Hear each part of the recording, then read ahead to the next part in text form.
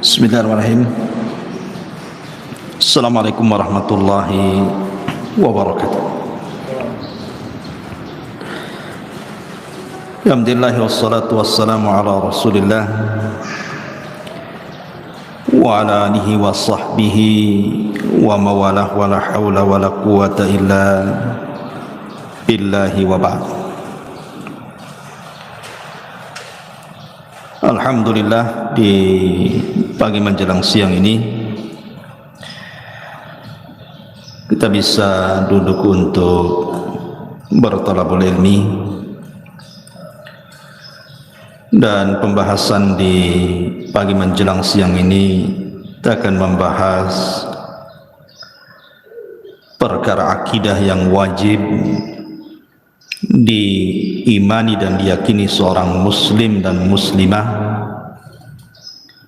tentang siapakah orang yang akan diberatkan hisabnya pada hari kiamat.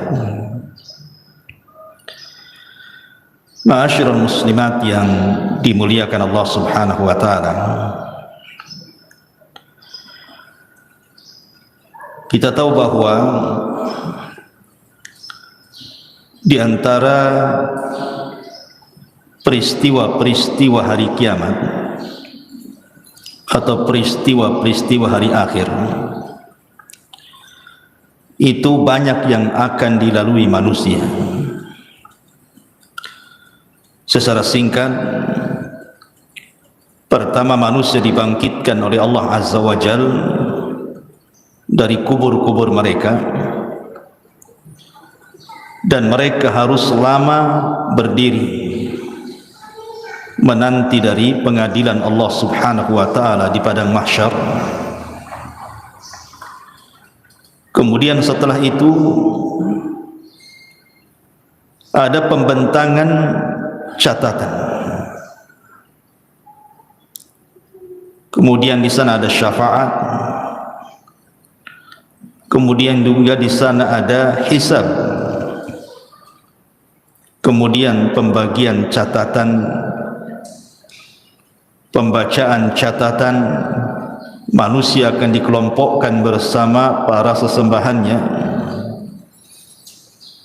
Kemudian juga akan dibentangkan padanya titian siratal mustaqim. Kemudian juga ada qisas, sampai akhirnya Allah dimasukkan ke dalam surga dan neraka. Itulah peristiwa-peristiwa secara singkat. Adapun tartibnya seperti apa, wallahu a'lam. Tapi peristiwa-peristiwa ini akan dialami semua manusia. Tapi yang kita akan fokuskan kajian di pagi menjelang siang ini bicara soal hisab.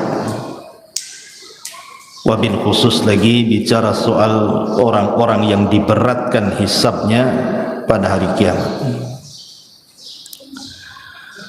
Ma'asyiral muslimat yang dimuliakan Allah Azza wa Jalla, tetapi sebelum kita bahas siapa orang-orang yang akan diberatkan hisabnya pada hari kiamat, kita harus paham dulu tentang hal-hal yang menyangkut masalah hisab ini. Kenapa sampai ditegakkan hisab? Apa saja perkara-perkara yang menyangkut dengan hisab? Siapa orang-orang yang pertama dihisab? Dan siapa yang diberatkan hisabnya? Tentu ini pembahasan yang cukup panjang, tapi saya akan berusaha untuk menyingkat. Ma'asyiral muslimat yang dimuliakan Allah Azza wa Jalla, yang pertama yang perlu dipahami bahwa tegaknya hisab ini berdasarkan keadilan Allah. Ingat, tegaknya hisab ini berdasarkan keadilan Allah, bukan kezaliman. Karena Allah suka keadilan dan tidak suka kezaliman. Maka siapapun ketika di dunia menghabiskan waktu-waktunya untuk beribadah kepada Allah Azza wa Jal, berzikir, membaca Al-Quran, salat, zakat, sedekah, silaturahim, dan apapun sebutkan ibadahnya, maka semua ada hisabnya, ada balasannya, sehingga tidak ada yang sia-sia di dunia ini. Sekecil apapun kebaikan tidak akan sia-sia. Wa man ya'mal mithqala dzarratin khairan yarah.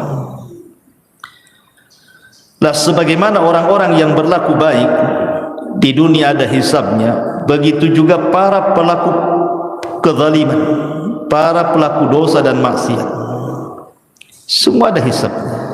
Sekecil apapun dosa ada hisabnya. Sehingga jangan macam-macam dengan dosa, semua ada balasannya. Ketika Allah Subhanahu wa taala tidak membalas dia di dunia, ingat di sana ada balasan yang jauh lebih perit lagi. Karena Allah yang mengatakan wa man ya'mal mithqala dzarratin syarran yarah.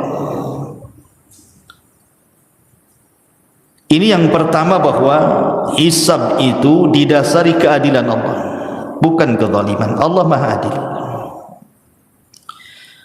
Yang kedua, seorang hamba pada hari kiamat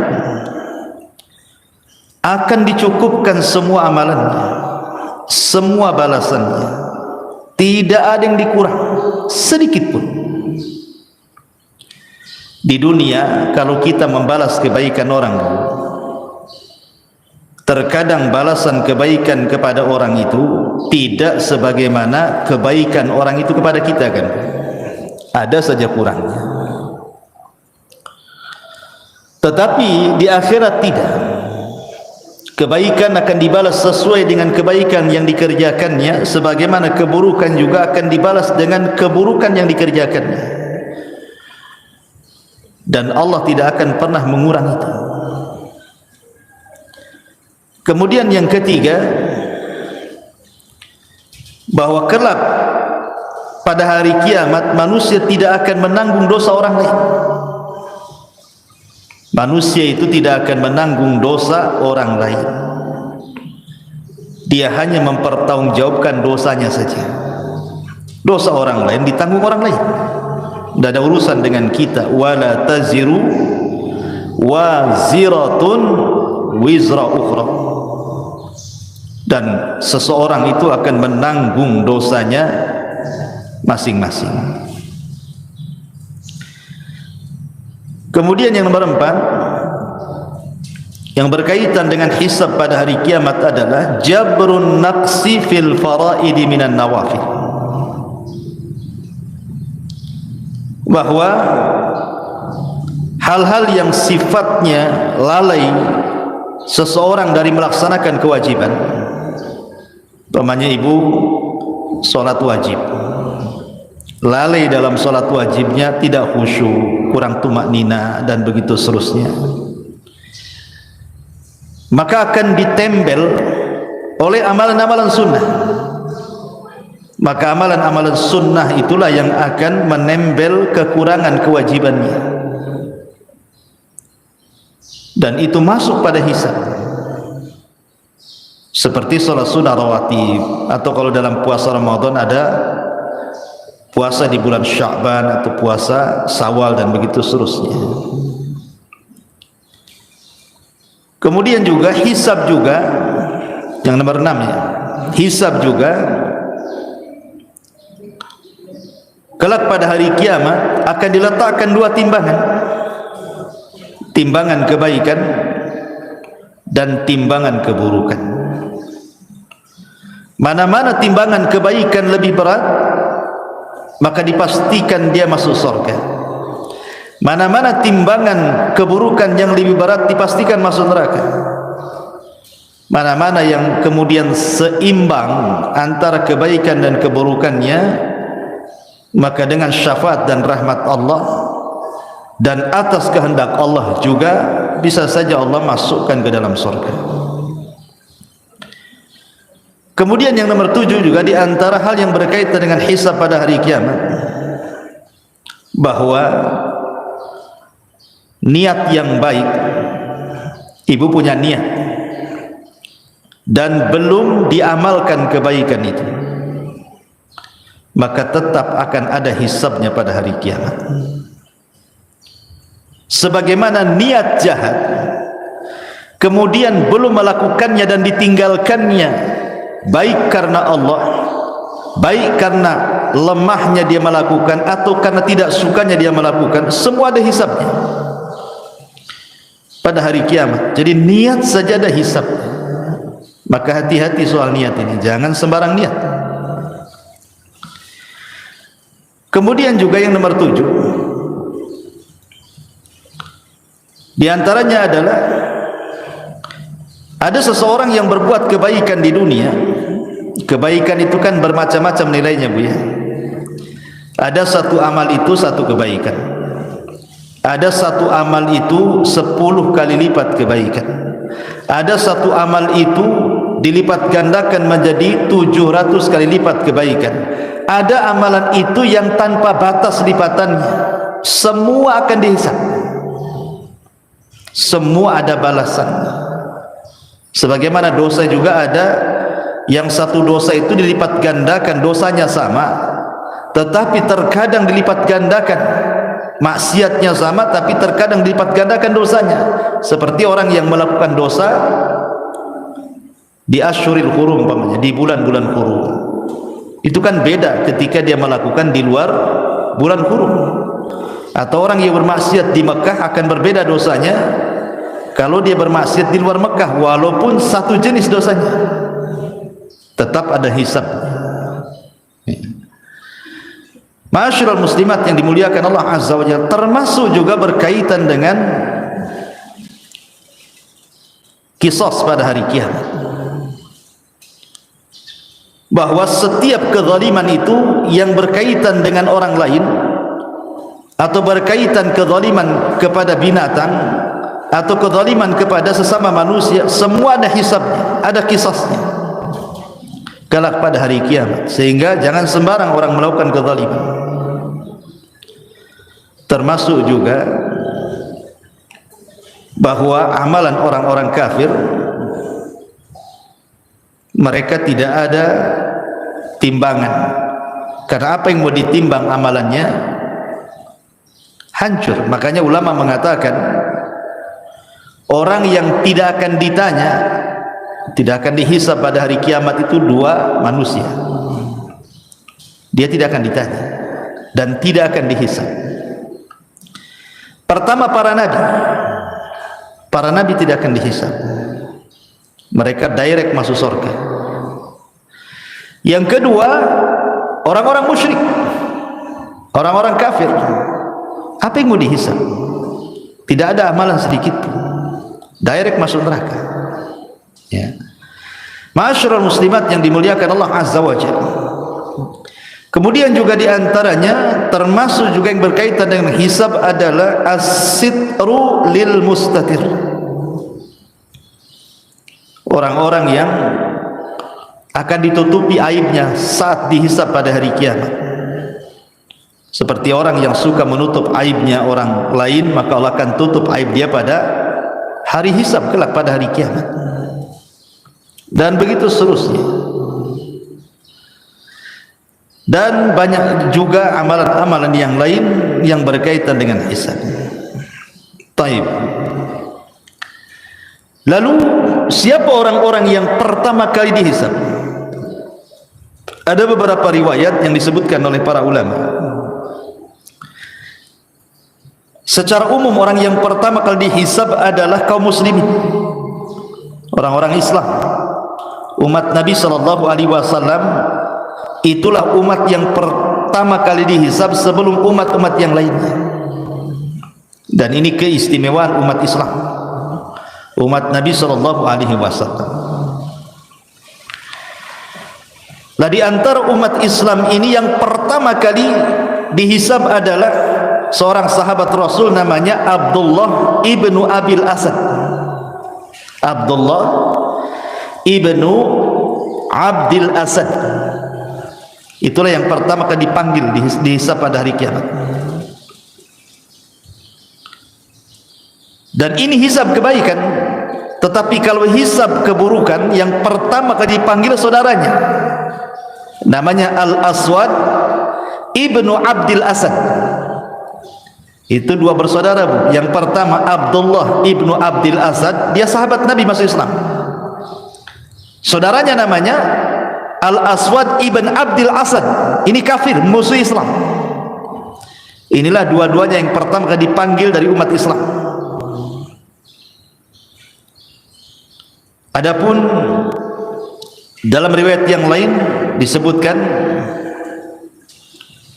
di antara orang-orang yang akan dipanggil pada hari kiamat adalah orang-orang yang suka memaafkan atau mudah memaafkan kepada orang lain. Sebagaimana hadis yang dikeluarkan Imam Ibnu Abi Hatim dan juga Imam Baihaqi dalam kitab Syu'abil Iman dari Al-Hasan, Nabi SAW bersabda, "Idza waqafal ibadu lil hisab yunadi munadi."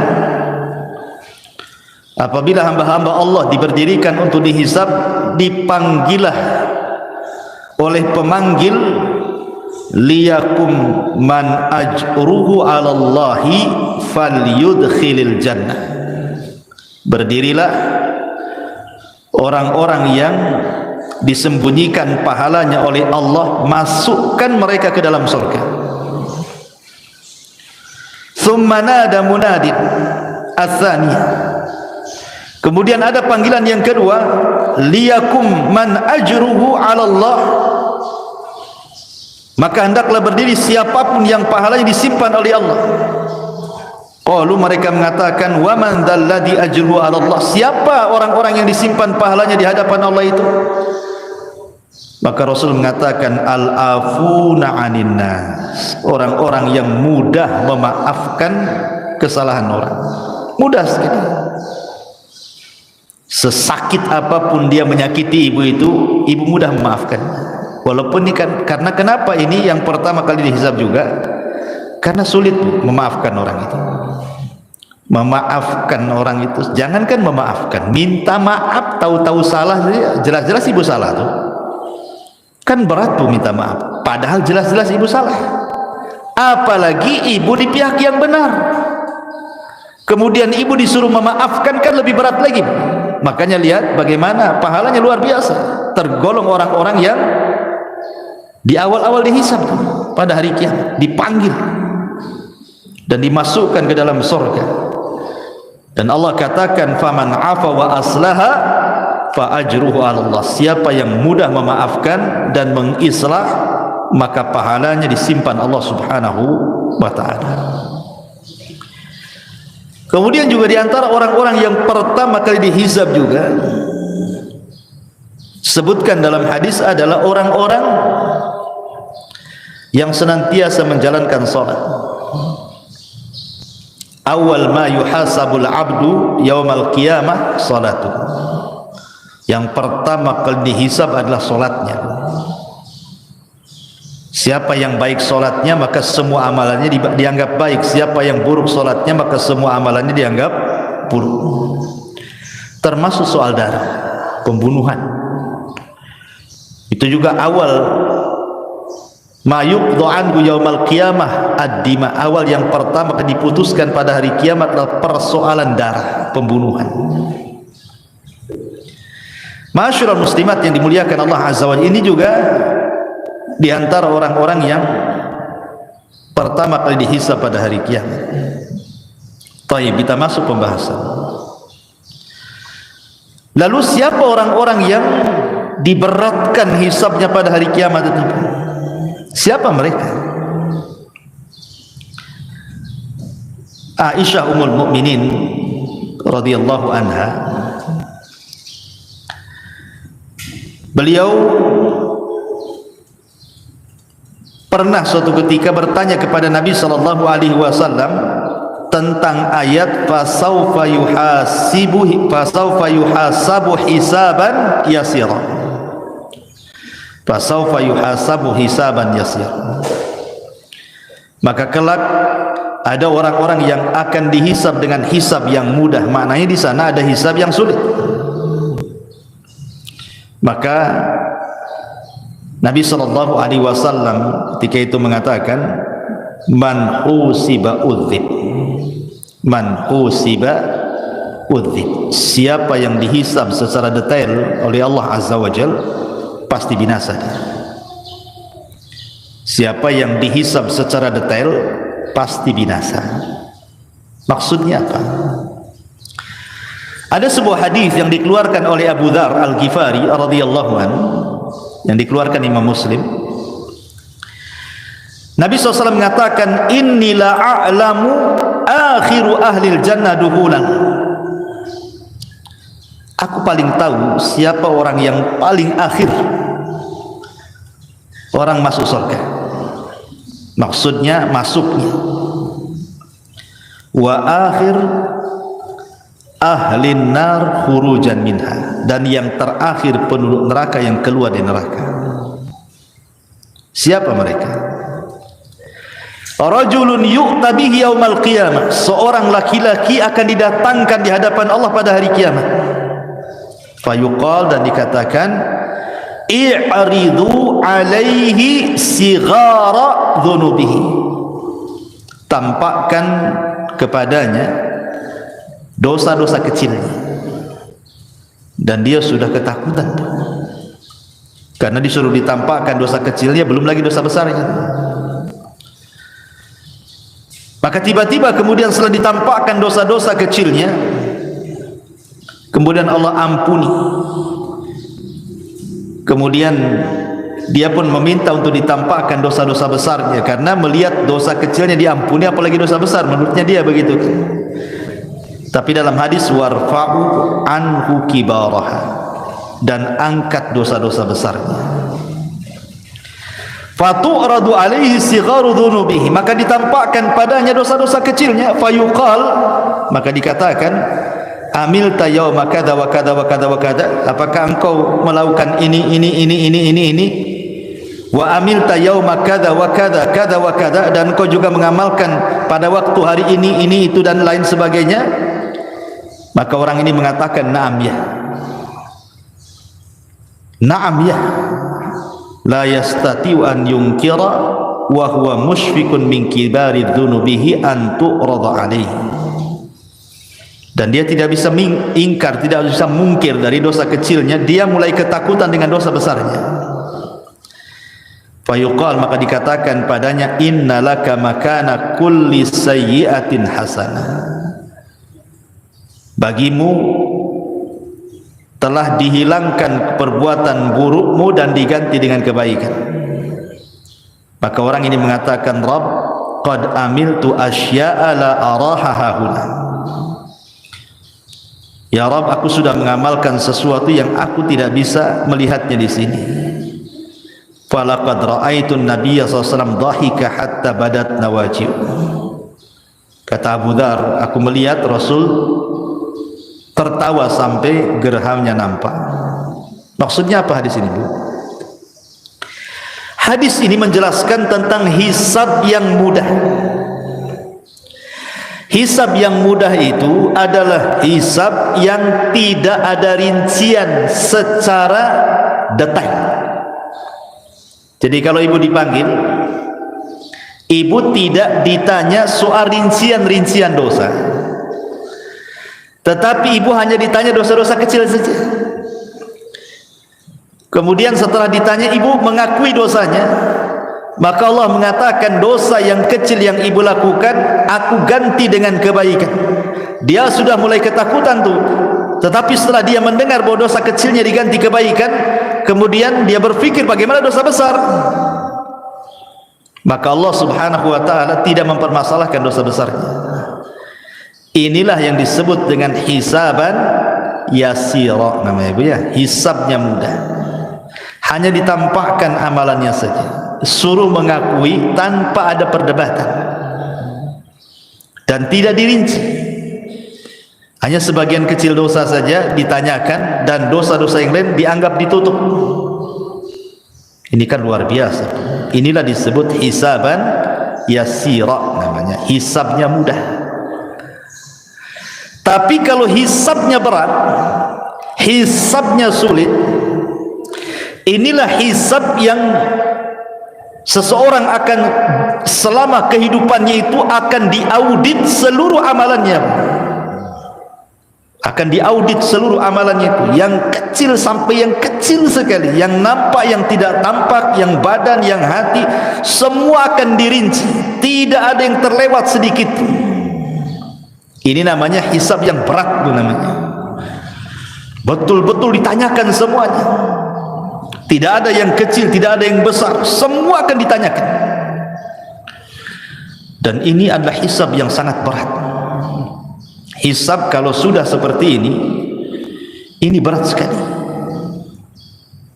Jangankan ibu ya, di akhirat, andai seseorang itu terkena kriminal lah di dunia, tangkap sama polisi, diperiksa sama polisi. Kadang-kadang polisi ini nanya dari pagi sampai malam tuh. Ada yang 100 soalan, ada yang 200 soalan, sampai ngaku, sampai panas keringat dingin tuh. Dan kita tahu polisi punya trik tuh, supaya dia ngaku tuh. Itu di dunia, keringat dingin dibuatnya kita. Jadi apalagi hisabnya Allah. Hisabnya Allah bukan kayak polisi. Hisabnya Allah itu sangat detail. Kita di hadapan orang bisa berbohong, bisa berdusta gitu ya, pura-pura jadi psikopat gitu ya, pura-pura gila depan orang. Depan Allah tak bisa main pura-pura gila. Semua akan ditanya sedetail-detailnya. Ini yang bahaya. Kalau tidak ada yang tersisa dari yang besar sampai yang kecil, yang tampak atau yang tersembunyi dalam hati, semua disingkap oleh Allah. Inilah yang disebut dengan hisaban asira, hisab yang sangat berat, melelahkan, sangat sulit. Yang terkadang terjadi munaqashah di sini, terjadi perdebatan antara orang yang dihisab dengan Allah Subhanahu wa taala yang menghisabnya. Terkadang dia mengingkari, tapi pada hari kiamat tidak bisa orang mengingkari apa yang sudah dilakukannya. Kenapa? Karena lisan dikunci, tangan pula yang bicara, kaki pula yang jadi saksi. Yauma nakhtimu ala afwahihim wa tukallimuna aydihim wa tashhadu arjuluhum bima kanu ya'malun. Kunci, lisan terkunci, tangan bicara, kaki pula jadi saksi. Bukan hanya tangan bicara, kulit bicara. Siapa manusia yang badannya tidak ada kulitnya? Enggak ada kecuali kulit. Semua manusia itu dari ujung kepala sampai kaki ada kulitnya. Artinya bahwa tidak ada satupun tempat di badan kecuali kulit tahu perbuatan yang dilakukannya. Ketika kulit ini menjadi saksi di hadapan Allah Azza wa Jalla, badan protes kepada kulit, lima syahidtum alaina. Hei kulit, kenapa engkau bersaksi untuk badanmu sendiri?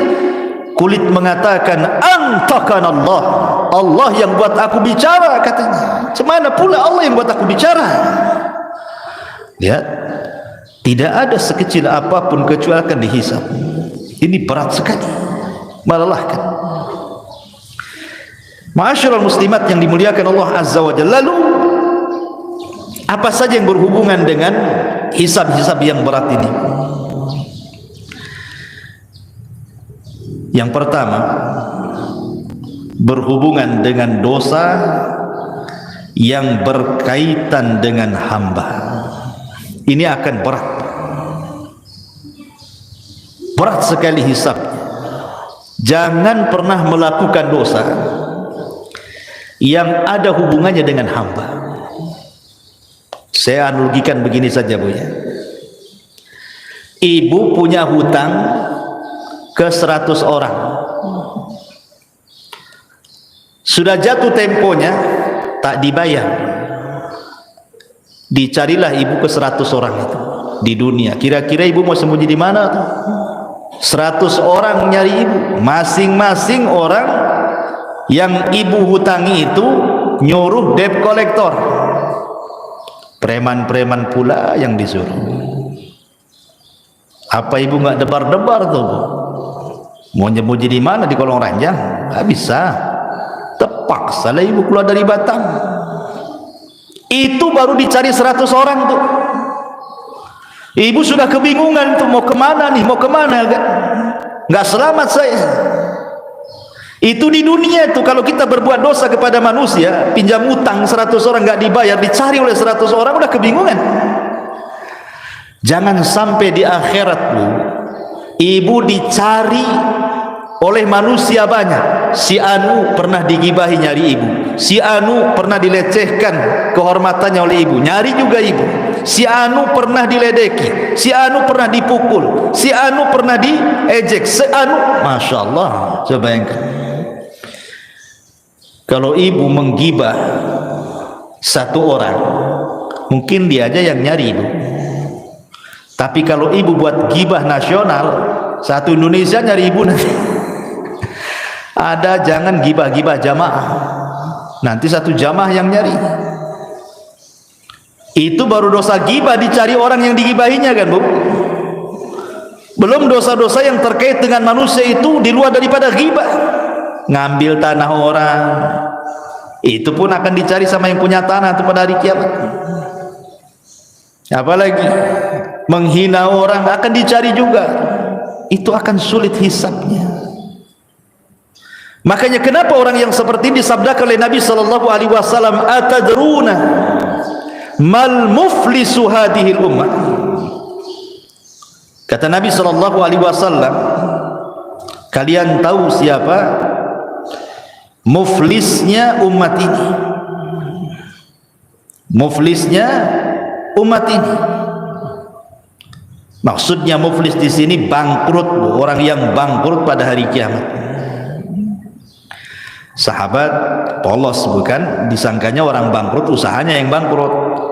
Ya kata sahabat, ya orang muflis itu man la dirhamalahu wala mata, orang yang gulung tikar usahanya, orang yang tidak punya modal, habis semua, nggak ada barang, nggak ada uang, itulah barangku bangkrut katanya. Kata Rasul, bukan itu. Tapi orang yang bangkrut ini, kata Rasul, innal muflisa min ummati yaumal qiyamati man ya'ti yaumal qiyamati bi salatin wa siyamin wa zakatin wa ya'ti qad syatama hadha wa qadhafa hadha wa akala mala hadha wa safaka dama hadha wa dharaba hadha. Orang yang bangkrut pada hari kiamat itu, satu sisi dia bawa pahala salat, bawa pahala puasa, bawa pahala zakat dan pahala-pahala ibadah yang lainnya. Sisi lain dia zalim pula sama orang, pernah mencaci si fulan, pernah menuduh si fulan, pernah makan harta si fulan, pernah membunuh darah si fulan, pernah memukul si fulan. Lihat, di sini ada 3 soalan berkaitan dengan zalim kepada orang. Dosa lisan, dosa perbuatan, dan dosa hati. Ya. Adapun dosa lisan seperti mencaci, memaki, menuduh, ini dosa lisan ini. Menggibah, apalagi dosa lisan banyak, mengejek, baik dengan mata, dengan isyarat, dengan lisannya gitu ya. Macam-macam. Ataupun dengan perbuatan, memukul, membunuh, ya, mengambil harta orang. Ataupun dengan hati, hasad kepada orang, benci kepada orang, dendam kepada orang, dan begitu seterusnya. Semua akan dicari ibu gara-gara dosa 3 perkara ini. Dan ini akan menyulitkan hisab ibu nanti pada hari kiamat. Makanya di dunia, siapa yang di dunia sedikit dicari orang, maka dia akan dimudahkan hisabnya pada hari kiamat. Kalau di dunia banyak dicari orang, maka di akhirat pun akan dipersulit hisabnya. Maka persedikitlah melakukan dosa kepada manusia, supaya jangan dituntut banyak-banyak orang. Sehingga dari sini apa? Jaga lisan dan jaga perbuatan. Al-muslimu man salimal muslimuna min lisanihi wa yadi. Seorang muslim itu yang selamat orang muslim lain dengan lisan dan tangannya. Sedikitkan, Bu. Ya, gibah kurangi. Kalau bisa janganlah, bukan dikurangi. Jangan. Kalau dikurangi masih gibah namanya. Hal-hal yang seperti itu. Kemudian hal-hal yang menjurus kepada dosa orang. Kurangi komentari orang. Jangan kepo. Apa Bu kepo? Kepolisi, tanya-tanya. Ya, kepo itu bahasa Cina tuh, bahasa apa? Ya kepo lah kan, orang jalan mungkin tak lurus jalannya, pincang. Kok gitu jalannya katanya? Ngapain ibu tanya? Urusan dia lah jalannya kayak gitu. Ya nampak orang jalan gemuk itu kan. Tak pandai dayat orang itu katanya. Lah, tak pandai pula dayat sama orang. Pakaian tak cocok dengan kulit. Cemana kulit hitam pakaian merah pura. Jadi merah hitam lah, orang merah putih harusnya katanya. Subhanallah, kok kepo gini orang nih kan. Itu kurangi dosa-dosa kayak gini nih. Memang dia nggak dengar ucapan ibu, tapi nanti pada hari kiamat nyari ibu loh. Dulu kok yang ngomong aku hitam merah kan gitu ya. Dulu kok yang bilang aku pincang lari-lari gitu. Semua akan ditanya, kurangilah kepo-kepo tuh. Itu urusan dengan orang. Itu kan dicari orang nanti. Siapapun semakin banyak yang nyari orang karena perbuatan orang ini kepada orang lain, oh itu makin sulit tuh hisabnya. Maka berhenti, stop, jangan melakukan dosa pada manusia. Ya. Ini yang pertama. Yang kedua, persoalan keikhlasan. Persoalan keikhlasan. Usahakan dalam beramal itu jangan sampai diberikan kepada selain Allah Azza wa Jalla. Karena ada orang-orang yang nampaknya berbuat baik, harusnya dia dapat hisab yang mudah, atau boleh jadi tidak dihisab. Rupanya dia pula hisabnya sulit. Ketika dia beramal kebaikan diniatkan bukan karena Allah. Dalam sebuah hadis Nabi SAW mengatakan, awal ma yuqda anhu awal man tusyu'ira bihi yaumal qiyamah. Orang yang pertama kali disentuh pada hari kiamat adalah 3 manusia. Siapa 3 manusia ini? Pertama orang pakar Quran, yang kedua pakar sedekah, yang ketiga pakar jihad.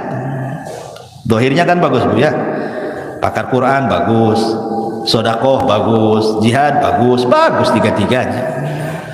Masalahnya tiga-tiganya beramal untuk selain Allah. Nanti akan dipanggil tuh pada hari kiamat. Tampakkan amalannya. Betul kau itu yang baca Quran tuh, khusyuk-khusyuk tuh. Betul ya Rabb, itu saya. Apa maksudmu tuh? Aku baca Quran karenamu ya Rabb. Kata Allah, kadzabta, dusta kau.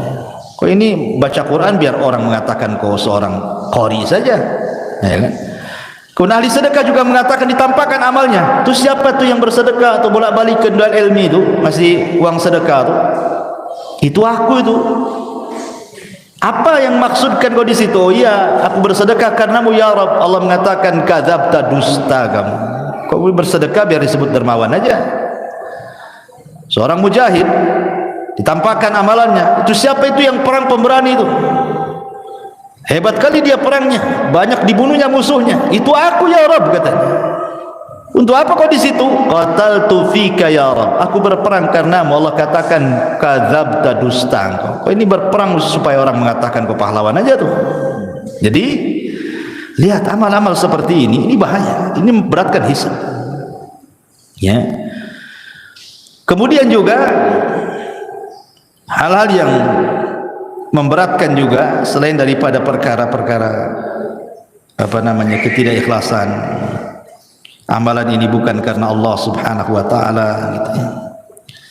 Termasuk juga Bu, ada amalan-amalan itu yang kalau bisa dihindari.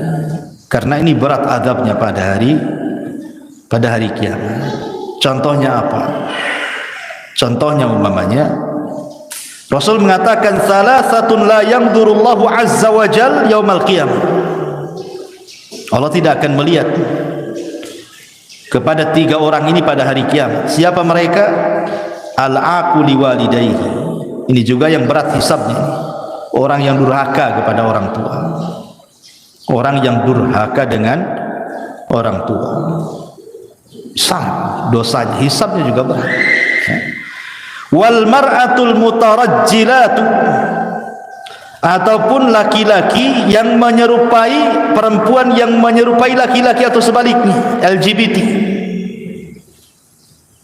Dan sekarang banyak perempuan yang menyerupai laki-laki, ngomong digede-gedein, pakaian dibuat kayak laki-laki, pakai jas, pakai jin dibawa-bawa di kakinya coba.